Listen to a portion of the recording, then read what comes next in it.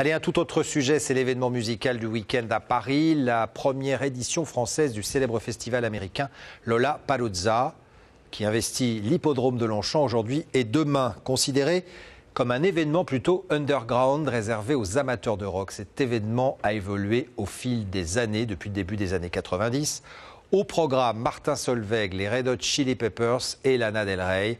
C'est un reportage de Farid Benbekay et Olivier Badin. C'est un peu comme le plus emblématique de nos monuments, à part que celui-ci se transporte d'un bout à l'autre de la planète. Mesdames, messieurs, voici le plus itinérant des festivals.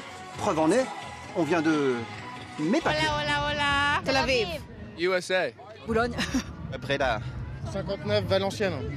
Córdoba. Santa Lucia. Laval. Lollapalooza à Paris, c'est une première et ça marche. Plus de 50 000 billets vendus selon les organisateurs qui ont prévu les Red Hot Chili Peppers, Lana Del Rey, The Weeknd, pour ne citer que, programmation hétéroclite loin des débuts.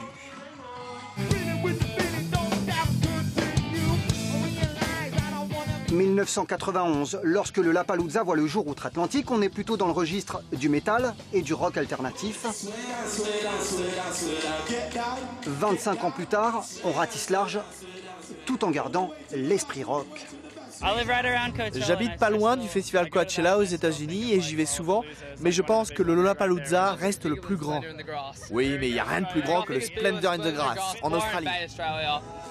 Et voilà comment un mastodonte a débarqué au milieu de l'été parisien. Alors, de quoi faire de l'ombre à rock en scène? Ici, il y a quand même des artistes un peu plus importants que sur le rock en scène. Donc à voir. La programmation, l'autre, c'est plus très rock. Mais bon, c'est quand même électro, elle est sympa, mais il y a plus de têtes d'affiche ici, j'ai l'impression. Pour les organisateurs, pas question de concurrencer qui que ce soit. Lollapalooza se veut une offre complémentaire. Les kids, sur la scène du kids, c'est Martin Solveig qui va faire un DJ set, c'est la femme qui va se dessiner en clown et qui va faire un DJ set. C'est ça aussi qu'on apporte, c'est-à-dire que tout le monde y trouve son compte, c'est très large, c'est un peu une photo de ce que nous on pense qui se fait de très bien dans différents types musicaux à un instant T, et c'est ce qu'on offre. La société de production espère ainsi franchir le cap des 100 000 visiteurs. Pour cela, le géant américain a jusqu'à demain soir dans son nouveau jardin parisien.